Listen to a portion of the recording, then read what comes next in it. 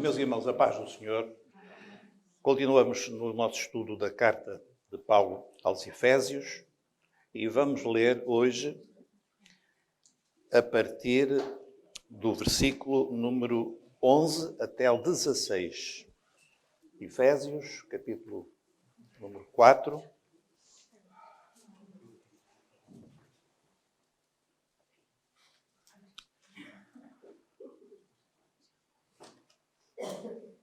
A partir do versículo número 11. E ele mesmo deu uns para apóstolos, e outros para profetas, e outros para evangelistas, e outros para pastores e doutores, querendo o aperfeiçoamento dos santos, para a obra do ministério, para a edificação do corpo de Cristo, até que todos cheguemos à unidade da fé e ao conhecimento do Filho de Deus, a varão perfeito, à medida da estatura completa de Cristo, para que não sejamos mais meninos inconstantes, levados em roda por todo o vento de doutrina, pelo engano dos homens que com astúcia enganam fraudulosamente. Antes, seguindo a verdade em amor, cresçamos em tudo naquele que é a cabeça, Cristo, do qual todo o corpo, bem ajustado e ligado pelo auxílio de todas as juntas, segundo a justa operação de cada parte, faz o aumento do corpo para a sua edificação em amor. Amém. Os irmãos podem ficar sentados. Meus irmãos, o nosso assunto hoje, com base neste texto, é falar sobre a edificação da igreja. Eu pensei em dar o título A Obra de Deus, mas a obra é uma palavra que às vezes as pessoas não entendem bem. Eu lembro-me de um amigo meu que há muitos anos começou a frequentar uma das nossas igrejas e eu ouvi falar da obra. Ele ficou muito...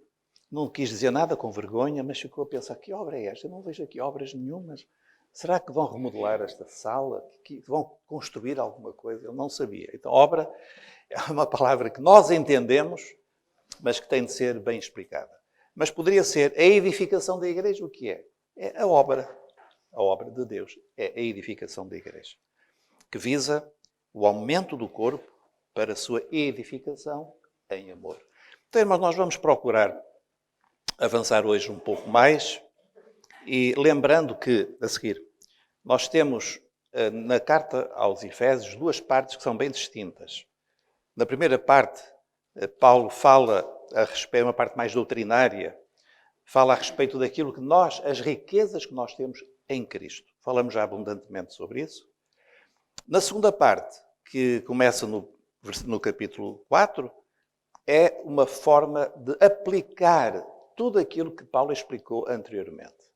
Então é muito importante para nós não apenas conhecermos a doutrina, aquilo que é a verdade, mas depois também sabemos aplicar às nossas vidas. De outra forma, não tem grande interesse, a não ser por curiosidade intelectual. Nós temos que conhecer para viver. Então, a segunda parte é exatamente aquela que que já iniciamos no domingo passado e que vamos continuar hoje. Meus irmãos, então, no último estudo, nós estivemos a falar sobre o impacto da morte e ressurreição e também a ascensão de Cristo. Os irmãos talvez se lembrem que nós comentamos no capítulo 4 o versículo número 8 e 9, 10 e, sobretudo, o versículo número 9 que diz: Ora, isto, ele subiu, uma referência à ascensão de Jesus, que é, senão que também antes tinha descido. Isto é, a sua morte, e não apenas a sua morte, mas também o seu sepultamento.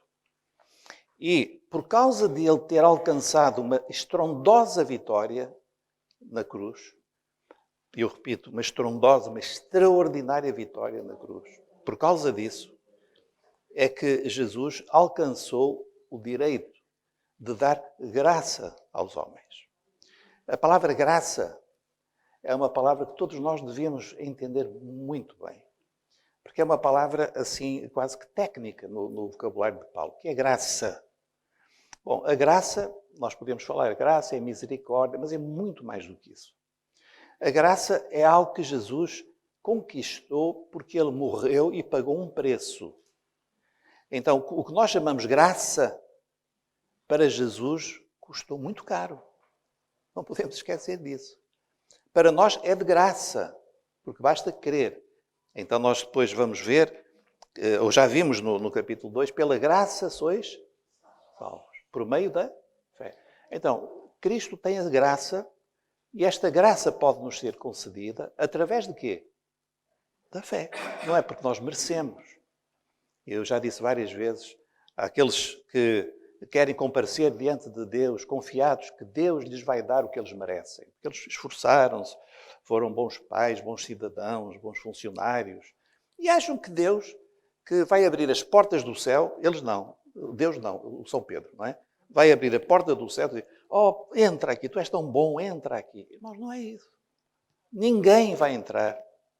Tal como está. Se Deus nos der o que nós merecemos, nós estamos perdidos, irmãos. Porque o que nós merecemos, Paulo escreveu na carta aos Romanos, o salário, quer dizer, o que nós merecemos, o salário do pecado é a morte. O que é a morte? É a separação eterna de Deus. Isso é o que nós merecemos. Alguém quer que Deus lhe dê o que mereça? Eu não. E o que é graça? É Deus dar-nos aquilo que nós não merecemos. Nós não merecemos. Essa é a graça.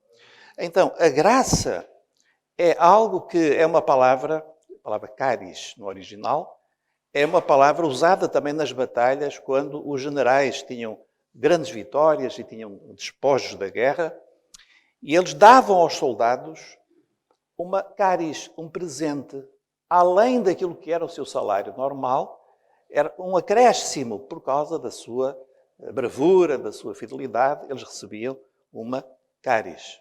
Então, o que é que aqui o apóstolo Paulo está a dizer? Porque ele desceu até à sepultura e humilhou-se de uma forma tão grande, mas venceu a morte. Ele venceu a morte. A palavra de Deus diz em Hebreus, a morte não podia retê-lo. Porquê? Porque Jesus não tinha pecado. Ele não tinha pecado nenhum. O único ser humano que alguma vez existiu que não tinha pecado foi ele. A morte não podia retê-lo. E ele era o Filho de Deus, então ele derrotou a morte. Amém, irmãos? Nós que já estamos um bocadinho mais para lá do que para cá, nós não temos medo da morte. Porquê? Porque Jesus venceu a morte. Então, Paulo, ele canta triunfantemente, onde está, ó morte, o teu aguilhão? Tragada foi a morte na vitória. Quer dizer, a vitória engoliu a morte, venceu a morte. E hoje, por Jesus, nós não temos que ter medo da morte. Se nós estamos em Cristo, nós não temos que ter medo da morte. Meus irmãos, e então Deus deu a graça. E a graça, como é que se manifesta? Bom, nós já vimos, muito rapidamente nós não falamos, mas apenas referimos, uma parte dos dons da graça são os dons espirituais. Os dons espirituais. Quem gosta de saber, no original grego, eu parece que sei muito de grego, mas não sei nada, ou muito pouco. Estudei 2 anos, mas não me serviu de muita coisa. Então, qual é a palavra para dom espiritual? Carismata. Carisma. Carisma vem de onde? De caris. Então, nós podemos dizer dons espirituais ou também dons da graça. É a mesma coisa. Então, Deus deu dons da graça à sua igreja. É um presente que Deus dá à igreja. Querem dar-me alguns exemplos desses dons da graça? Que estão lá em 1 Coríntios 12. Um exemplo. Profecia, muito bem. Mais, dom da profecia. Mais. Como? É isso mesmo. Então, nós temos lá uma lista de 9 dons. Palavra da sabedoria, palavra da ciência, a fé, dons de curar, por aí fora, não é? Muito bem. Mas, além disso, ele também deu uma outra graça à igreja, um outro presente à igreja. Ministérios. Ministérios, que nós chamamos simplesmente os líderes da igreja, mas não são as pessoas em si, são capacitações que Deus dá àqueles que Ele chama para serem o que nós chamamos em geral os pastores. Ou também poderíamos chamar os anciãos. Eu fui levantado como pastor com 23 anos. Chamar-me ancião era um bocado precoce, não é? Presbítero é outra palavra perfeitamente correta, não é? Presbítero. É a palavra mais usada no Novo Testamento. É uma palavra que seria pomposa um bocadinho aqui no nosso meio. Pastor é a palavra geral. Então, Aos pastores, o que é que o Senhor deu? Capacitações diversas. A uns Deus chamou para serem... Lembrem-se da mão de que falamos no último domingo. Primeiro, apóstolos. Depois, o que aponta ao caminho. Depois, o que vai à frente, conquista almas para Cristo, é o evangelista. Logo depois, eu chamo ao evangelista o obstetra. O que é que faz o obstetra? Ajuda a dar à luz. Mas depois tem que vir o pediatra, é o pastor. O pastor o que é? É aquele que acompanha, aquele que cuida da saúde, é o pastor. E finalmente há o mestre, o ensinador. Muito bem, irmãos, nós tudo isso vimos no último domingo. Qual é o objetivo? Agora estamos aqui a entrar mais propriamente no tema de hoje. Qual é o objetivo de Deus derramar a sua graça? Particularmente de Deus dar à Igreja estes 5 ministérios. Para quê? Então, nós vamos ver. No versículo 12, nós vemos assim: para edificação da Igreja. Então, esta palavra edificação é a palavra-chave hoje do nosso pequeno estudo. O que é edificação? Vamos lembrar as palavras de Jesus, quando ele perguntou aos discípulos: quem dizem os homens que eu sou? E os discípulos disseram: uns dizem que tu és Elias, um dos profetas, João Batista. E depois Jesus perguntou: e vós? Quem dizeis vós que eu sou? Quem é Jesus? Quem é Jesus para nós? E Pedro tomou a dianteira e ele disse: tu és o Cristo, o Filho do Deus vivo. Irmãos, eu nunca vi uma frase tão simples e tão rica. Tu és o Cristo. Cristo o que é? É o Messias. Primeiro, Jesus não é um mestre, um homem bom. Não, Jesus é o Messias, que foi profetizado durante séculos e que veio ao mundo. Segundo, o Filho de Deus é a segunda pessoa da Trindade que se fez homem. De que Deus? O Deus vivo. Não é aquele Deus que toda a gente diz: o meu Deus é assim. E o teu Deus como é? Esse não é o meu Deus é assim. Esses deuses que andam por aí são criações da mente das pessoas. Mas há o Deus vivo, o que tem vida, o que é vivo e que dá vida. E esse é aquele de onde vem o Filho. O Filho do Deus, quem é o Pai? É o Deus vivo. Então, quando Pedro disse isso, Jesus ficou muito feliz. E disse assim: bem-aventurado és tu, Simão Bar-Jonas, porque não te revelou a carne e o sangue, mas meu Pai, que está nos céus. E eu te digo, sobre esta pedra, quer dizer, aquilo que ele disse, aquela revelação, edificarei a minha igreja. Então, quando nós falamos de edificação, qual foi a primeira pessoa que falou em edificação? Foi Jesus. Jesus prometeu: eu vou edificar que igreja? A igreja protestante, a igreja católica, a igreja presbiteriana, a igreja maranata. Não, irmãos, Jesus vai edificar a igreja que é dele. E ele não tem nenhum compromisso com os homens. Se nós quisermos receber a sua bênção, nós temos que nos ajustar ao plano dele. Não é ele que se vai ajustar a nós. Então nós temos que viver, e já vamos falar sobre isso. Então, a obra da edificação. Quais são os objetivos desta obra da edificação? Vamos ler no versículo número 13. Então nós lemos assim: até que todos cheguemos à, e mais uma vez a palavra-chave que nós vimos no domingo passado: unidade. Unidade. Até que todos cheguemos à unidade da fé. Então, a unidade da fé o que é? É a unidade daquilo em que nós cremos. A fé é aquilo em que nós confiamos. Nós não podemos ter uma fé que a gente não sabe muito bem se é, se não é, se há de ser, se foi. Não, irmãos, a fé é algo que nós podemos objetivamente conhecer e crer. E a vida da igreja é sobre a fé. A palavra de Deus diz assim: o justo vive pela fé. Mas nós só podemos ter fé se soubermos em que é que nós temos de acreditar. Está certo, irmãos. Eu não posso ter fé e às vezes há um conceito de fé que é uma coisa muito estranha, que é uma espécie de sentimento. Eu tenho fé. Eu não tenho fé. Às vezes há aquelas pessoas que dizem assim, Deus não me deu fé. Porque, como se fosse uma pessoa nasce de óculos e com fé. A fé é uma coisa que nós temos de buscar e Deus dá. É um dom que Deus dá. Mas, então o que é fé? A fé é crer na verdade. Na palavra de Deus. Isso é fé.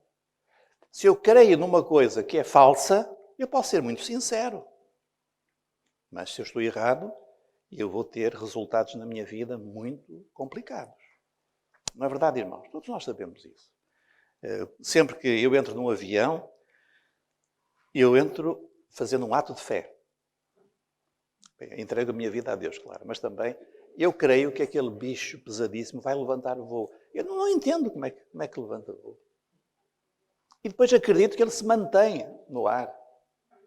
É outra coisa, mas eu acredito. Em quê? Nos engenheiros, na companhia, no piloto, uma data de coisas. Isso é um tipo de fé normal que nós temos todos os dias. Eu vou ao médico e o médico diz-me, olha, se eu tomo isto e aquilo, e se eu tomar e se eu fizer aquilo, é porque eu tenho fé no médico. Eu acredito que ele é uma pessoa formada. De vez em quando aparecem os aldrabões. Não? Mas, se de facto o médico é capaz, eu creio nele. Meus irmãos, nós só podemos ter uma vida espiritual genuína se nós tivermos fé naquilo que é verdadeiro. E esta é a unidade da fé. Crer naquilo que é a verdade, a palavra de Deus. Depois, ao conhecimento do Filho de Deus. É uma coisa que talvez não nos passasse pela cabeça colocar isto como um objetivo fundamental da nossa vida. É como se o Senhor dissesse a cada um de nós, eu quero que tu conheças melhor o meu filho. E nós dizemos, não, Senhor, eu conheço. Eu sei como é que ele nasceu, como é que ele viveu, o que é que ele fez. Não é isso, irmãos. Conhecimento é um relacionamento pessoal e íntimo. É a palavra que a Bíblia usa para a relação entre marido e mulher, incluindo a relação íntima. Conhecer. Diz assim, José ainda não tinha conhecido a sua mulher. E este conhecer é ter um relacionamento íntimo. Então, quando nós lemos aqui conhecimento do Filho de Deus, não é conhecer uma série de coisas assim mentalmente. Não, é experimentá-lo na nossa vida. É nós conhecermos o amor dele, a direção dele. Ele, como bom pastor, que às vezes também tem o seu cajado e nos dá um toquezinho, porque nós estamos aí para um caminho que não está certo. E ele ajusta-nos, não é para aí. Os irmãos já sentiram isso? Eu já. Não é para aí. Irmãos, e nós vamos conhecendo Jesus. E eu vou dizer o seguinte, quanto mais nós conhecemos Jesus, mais ficamos, perdoem a palavra, apaixonados por Ele. É tão maravilhoso, é tão maravilhoso. O amor dEle, a paciência dEle, a sabedoria dEle. Ainda bem, porque nós vamos viver com Ele por toda a eternidade. Não é? Ele é o nosso noivo, é o noivo da igreja. Então, irmãos, nós temos aqui um plano de Deus para edificar a igreja. Para que nós cheguemos à medida da estatura completa de Cristo. Aqui fala da maturidade, do amadurecimento. Então, nós temos que crescer. E para nós crescermos, eu vou dizer qual é um dos grandes segredos. Humildade. Humildade. É dizer assim, Senhor, falta-me ainda tanto para chegar onde eu devia chegar. Então, não é ao contrário. O que é o contrário? É dizer assim, eu já sei. Eu já conheço Jesus há 30 anos, há 50 anos, há 100 anos. 100 anos é um bocado exagerado. Eu já sei tudo. Irmãos, como é que nós vamos crescer, então? É preciso humildade, até que nós cheguemos a varão perfeito. Então eu preciso crescer em quê? Talvez eu precise crescer no amor à palavra dele. Porque eu não tenho conhecimento da palavra dele. Porque ele falou. Ele falou coisas tão importantes e eu não sei o que é que ele falou. Crescer nos dons espirituais que estão à nossa disposição, à disposição da igreja. Crescer no amor. Não é aquele amorzinho de sentimental, não. É o amor do sacrifício. De nós nos darmos pelos outros. Isso é que é o amor verdadeiro. Então, irmãos, há muita coisa que nós podemos crescer como igreja e que são objetivos que o Senhor tem para nos edificar. Então, o que é a obra do Espírito? É a edificação da igreja. Essa é a obra de Deus, está certo? Não é nenhuma alcunha para uma igreja. A igreja, Maranata ou a obra. Isso não existe, irmãos. A obra é a obra do Espírito Santo na igreja. Irmãos, e lembramos, portanto, que há muitas igrejas, denominações, grupos. É uma coisa que às vezes as pessoas perguntam: porquê é que vocês estão tão divididos, tantas igrejas, tantas denominações? Qual é o problema? Jesus tem só uma igreja. A questão é nós estarmos na igreja dele. E como é que nós estamos na igreja dele? Já vamos ver. Ele tem que ser a cabeça e nós temos de ser o quê? O corpo. Temos de ser fiéis à palavra, temos de dar liberdade. Então, nós estamos aqui, se eu passar para o lado de lá, está outra igreja e vive a mesma coisa, nós estamos na mesma igreja. O problema, irmãos, é que nós pensamos que uma igreja é, por exemplo, a Igreja Católica Romana. Que eu não tenho nada a dizer contra a Igreja Católica Romana. Também não tenho nada a favor, a não ser as coisas sociais, a caridade, etc. Isso tudo bem. Não é? Mas também há espíritas que têm caridade, há budistas que também fazem caridade. Mas a Igreja Católica Romana, a qual Portugal está formatado desde que Portugal existe, porque o nosso rei, Dom Afonso Henriques, teve de pagar ao Papa para podermos ter Portugal, os irmãos sabiam, pagou muito dinheiro, andou a pagar muito tempo, porque senão Portugal nem existia. Portanto, nós só conhecemos uma igreja, e hoje a gente ouve falar na televisão, assim, porque a igreja disse. A igreja, podiam dizer a Igreja Católica. Mas não, é a igreja, que é uma igreja totalitária, única. Como se só existisse essa igreja. Não, irmãos. A única igreja universal que existe é a igreja de Jesus. E se nós estivermos a viver o padrão bíblico e ele estiver vivo no nosso meio, nós estamos nessa igreja. Isto é muito importante nós compreendermos que a Bíblia, quando fala da igreja, é sempre a igreja de Cristo. Está certo? Então, ele está a edificar, a aperfeiçoar e a preparar a sua igreja. E os recursos para a edificação são, como eu expliquei, a graça distribuída em dons e ministérios. É o que nós chamamos a obra do Espírito Santo. O Espírito Santo está na igreja, trabalhando, fazendo-a crescer através destas ferramentas. Uma igreja que não tem dons é uma igreja que não tem grandes ferramentas. É como se nós estivéssemos a construir um prédio e não tivéssemos aquelas ferramentas para construir. O irmão tem um martelo? Não, martelo não. E há um serrote assim? Não, também não. Eu não conheço muito mais ferramentas, vou ficar por aqui. Então, às vezes, na igreja é isto. Há línguas, há interpretação? Não. Há visões, revelações? Não.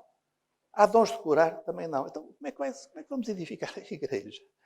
É preciso que se busque, que a igreja busque as ferramentas para que haja edificação.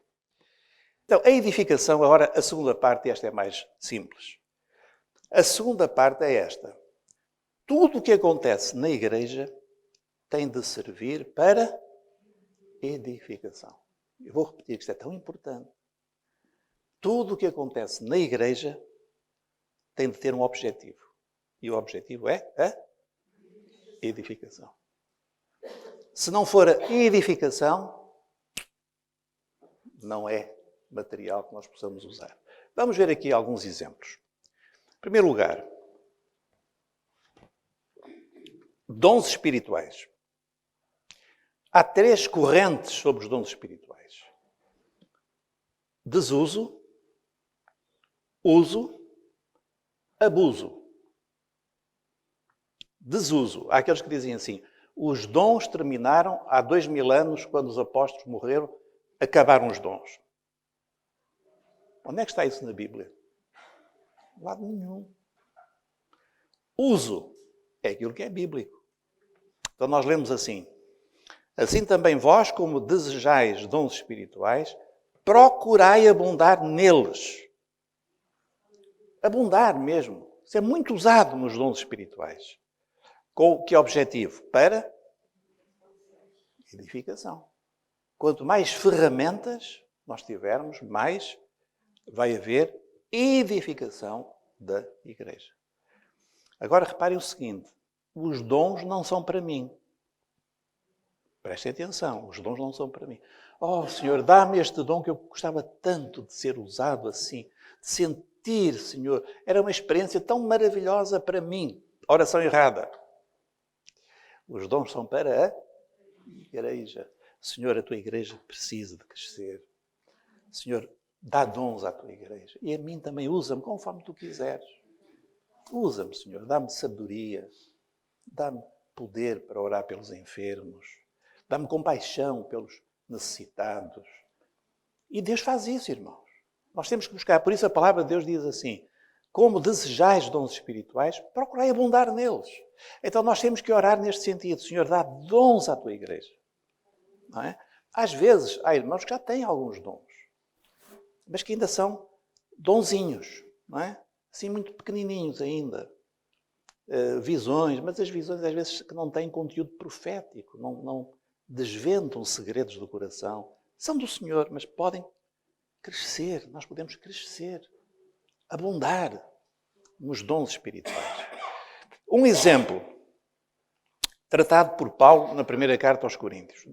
A primeira carta aos Coríntios foi escrita esta parte, porque os coríntios tinham muitos dons. E Paulo não diz, não, vocês acabem lá com esses dons que só dá confusão. Não disse isso. Ele apenas deu orientações sobre como os dons devem ser usados. Então, nós lemos, por exemplo, assim, que fareis, pois, irmãos, quando vos ajuntais, cada um de vós tem salmo. O que é salmo?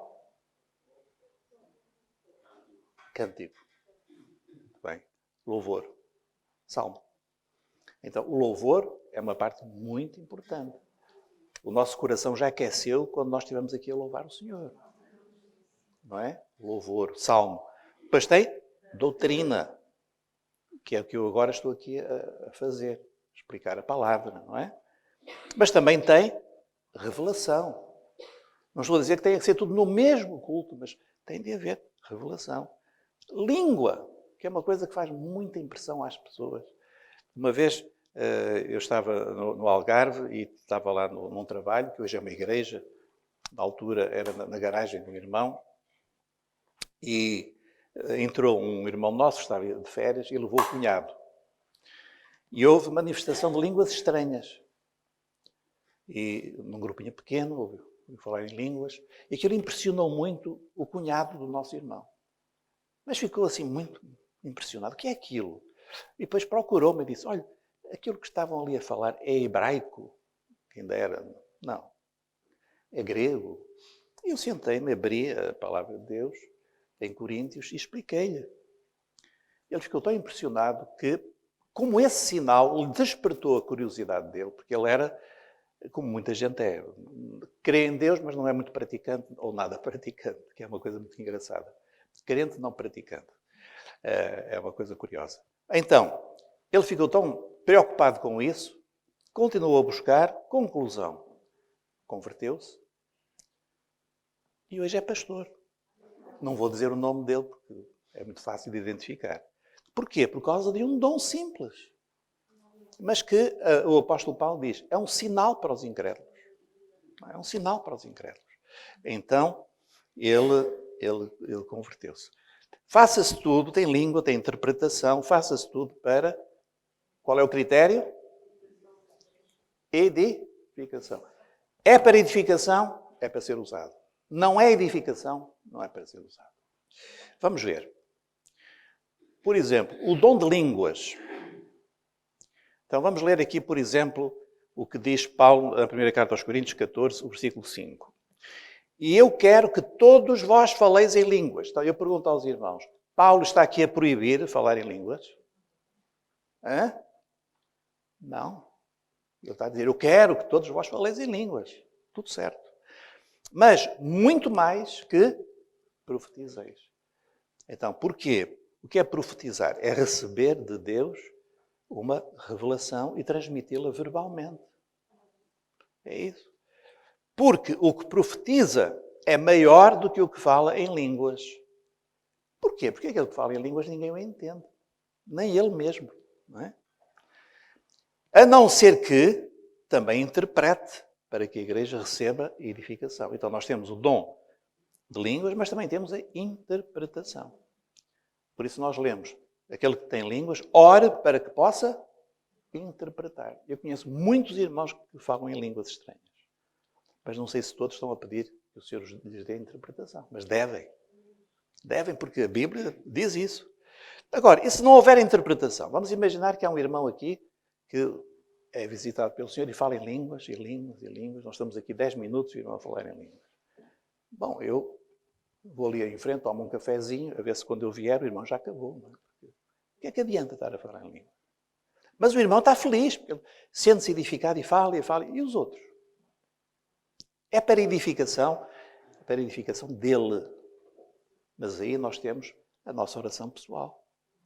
Não é? Aí nós podemos falar em línguas. Aliás, é muito bom que nós falemos em línguas na oração. Porque às vezes nós nem sabemos como orar. Não é? Então, na nossa oração, nós podemos falar em línguas perfeitamente. Cantar em línguas. Podemos fazer o que nós quisermos em línguas. Em nossa casa. Aqui não. Se nós queremos que haja edificação, tem de haver interpretação. E aí sim. E se não houver interpretação? Paulo diz, no versículo 28, e se não houver intérprete, esteja calado na igreja. E fale consigo mesmo e com Deus. Estão a entender, meus irmãos? Então, as coisas de Deus, como são sobrenaturais, elas muitas vezes são estranhas e causam... Porque as pessoas gostam de ir a uma igreja onde tudo esteja dentro daquele quadradinho, que é haver música, haver um senhor que fala, e depois as pessoas cumprimentam-se, e depois tomam chá. Mas a igreja de Jesus é uma coisa um pouco escandalosa. Porque Deus está no meio da igreja. Deus faz coisas que não são humanas. E às vezes as pessoas ficam perturbadas. Esta igreja não é igual às outras. Não me interessa se seja igual ou não. Interessa é se o Espírito Santo está vivo e se nós lhe damos liberdade, porque é a igreja de Jesus. A igreja de Jesus não é uma igreja domesticada, bem educadinha. Não, a igreja de Jesus, ela perturba as pessoas. Quando a igreja começou em Jerusalém, os religiosos chamaram os apóstolos e disseram: vocês vão se deixar dessas coisas. Deixem-se dessa proclamação, desse evangelho, acabem com isso. O que é que eles disseram?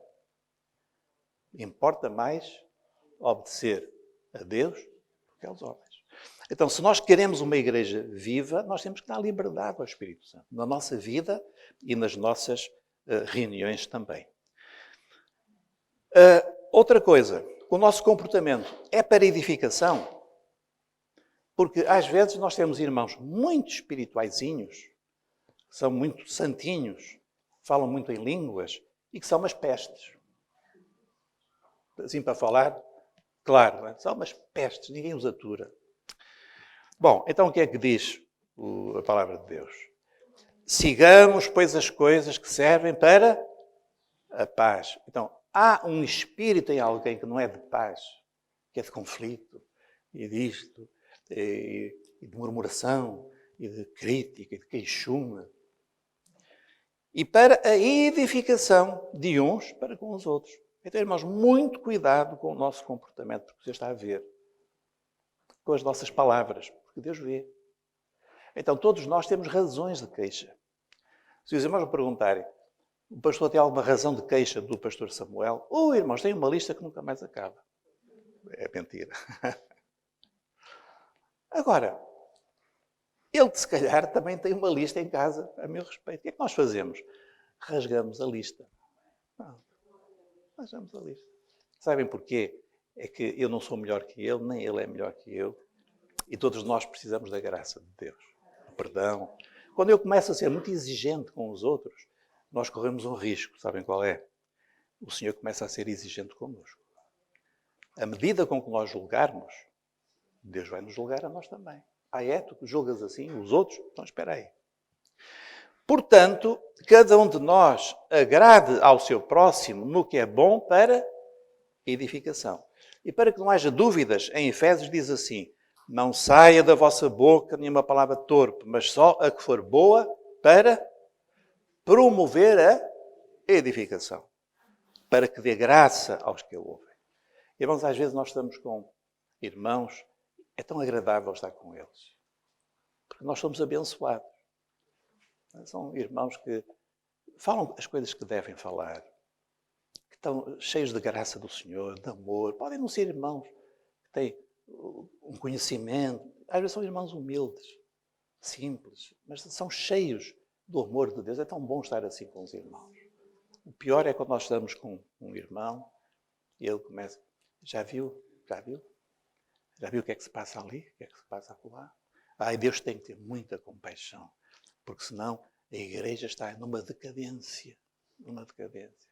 Olhe para o pastor Sérgio, que não está velho. Bem, esta agora saiu mal, porque é verdade, não é?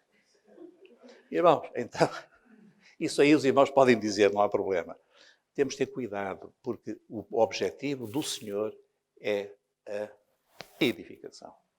Eu olho aqui para os irmãos, nós sobrevivemos à pandemia, sobrevivemos a uma mudança precipitada de instalações, estamos aqui, estamos a crescer, estamos felizes. Sabem porquê? Pela graça do Senhor. Não é por mais nada, é pela graça do Senhor. E Ele vai continuar a derramar a sua graça se nós tivermos juízo. Ele vai continuar a derramar a sua graça. Irmãos, e para terminar, no versículo 14, nós lemos: para que não sejamos mais meninos inconstantes. Então agora uma palavra sobre aquilo que nós vamos chamar firmeza doutrinária.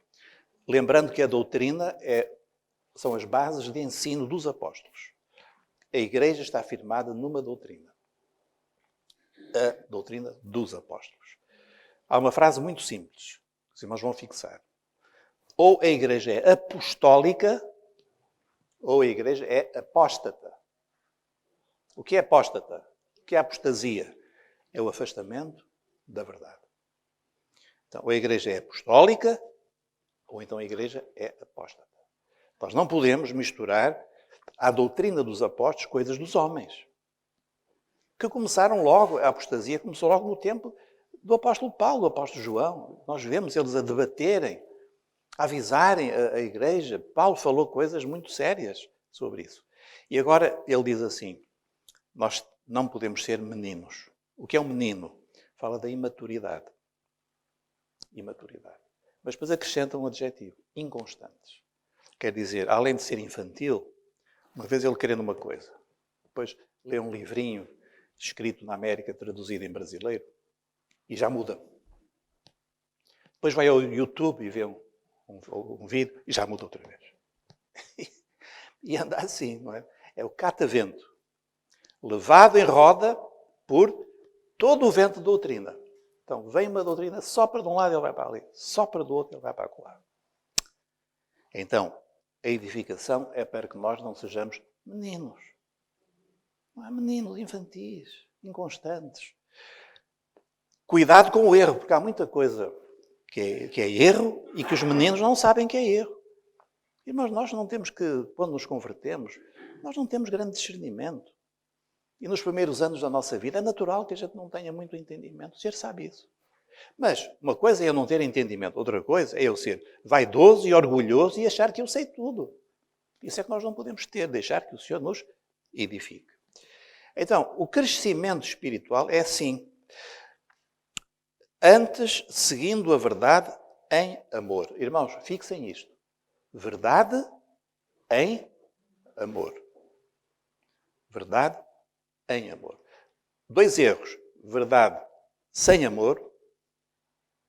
Não é? Há muita gente que prega a verdade, mas espanca as pessoas. Põe as pessoas mal dispostas. Embora o que ele diz é verdadeiro, mas não tem amor pelas pessoas. Nós não queremos isso. Mas também não queremos amor sem verdade.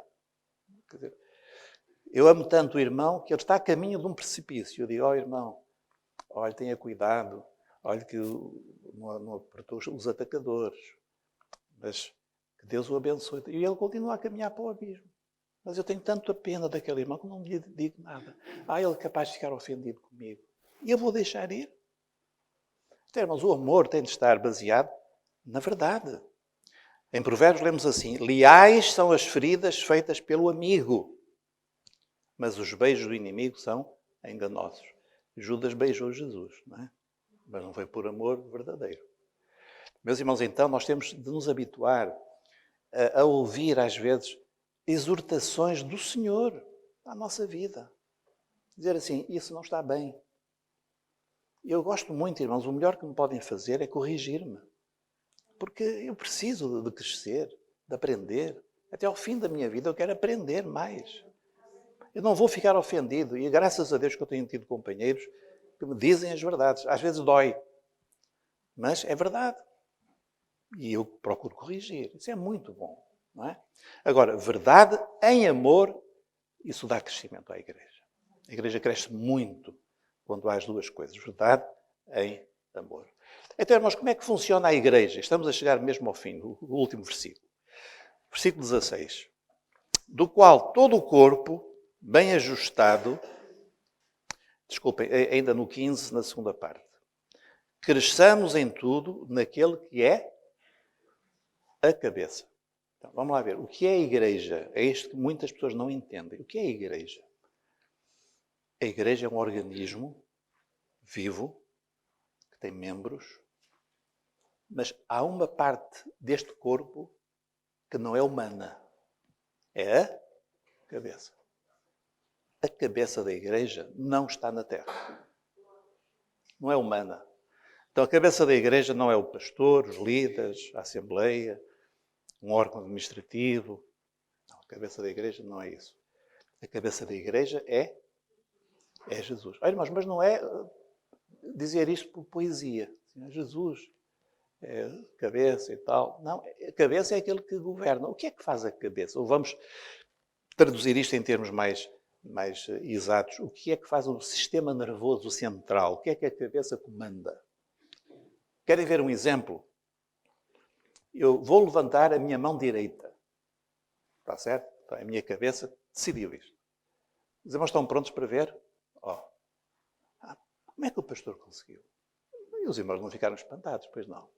Porque um corpo, quando funciona, as ordens do sistema nervoso central, da cabeça, elas funcionam, a não ser que eu tenha tido um problema de saúde. Eu posso querer levantar a mão e não conseguir. É um corpo doente. Então, a igreja, ela tem de estar governada por Cristo. Como é que Cristo governa a igreja? Através da pessoa da Trindade que veio depois dele subir aos céus, ele enviou outra pessoa para estar connosco. Quem é? O Espírito Santo. Está certo? O Espírito Santo é aquele que veio substituir Cristo. Irmãos, substituir, há uma palavra que vem do latim, que é vicário. Vicário quer dizer substituto.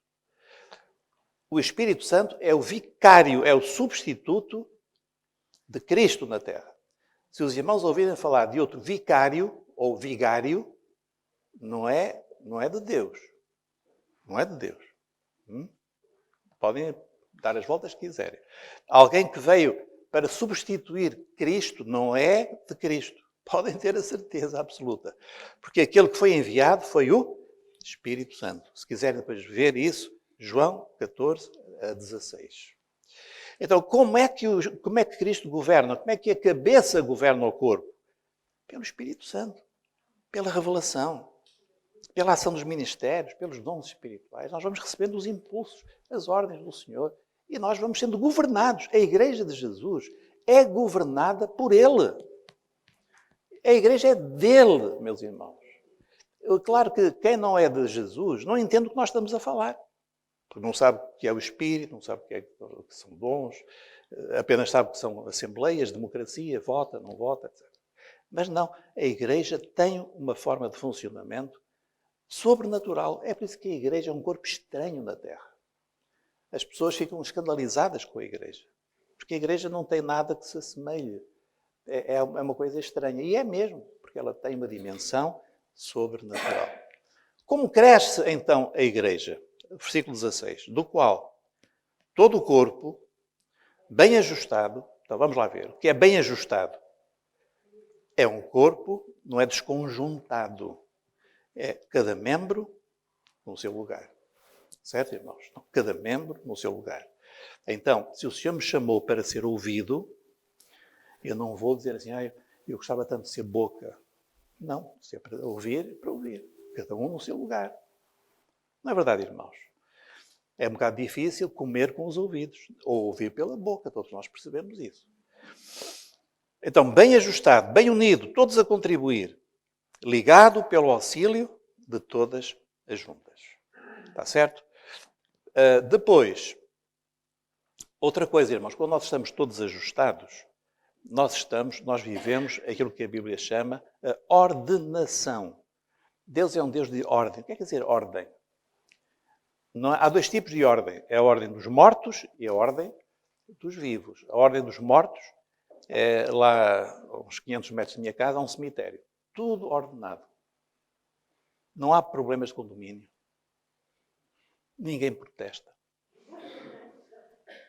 É o lugar mais arrumadinho que eu já vi. Mas eu não quero que uma igreja tenha esse tipo de ordem. É a ordem dos vivos. Cada um saber a sua posição. Não é? Cada um saber o que é que deve fazer. Cada um estar sujeito à autoridade da igreja, do Espírito. E assim nós estamos bem ajustados. Qual é o resultado? O aumento do corpo para edificação em amor. E eu estou quase a acabar e agora 3 perguntinhas, que os irmãos costumam responder num minuto. Qual o objetivo dos ministérios e dons do Espírito? Unidade espiritual, amor pelos irmãos ou edificação da igreja? 3. Claro que a unidade é muito importante, o amor também, mas o grande objetivo é a edificação. Segundo, o que é mais importante, o amor, a verdade ou ambos? Esta aqui. Até eu sei. Qual é? A verdade, o amor ou a verdade em amor? A verdade em amor. Então são ambos, não é? Ambos. O que significa a igreja ser um corpo bem ajustado, onde cada membro exerce a sua função, onde os irmãos são muito unidos, onde os irmãos trabalham e se esforçam.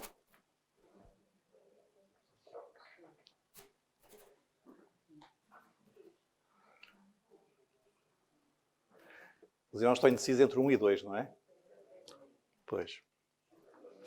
Mas o serem unidos é o resultado de cada membro exercer a sua função. Se nós exercermos a nossa função, o corpo vai estar unido. Senão, pode dar uma grande confusão.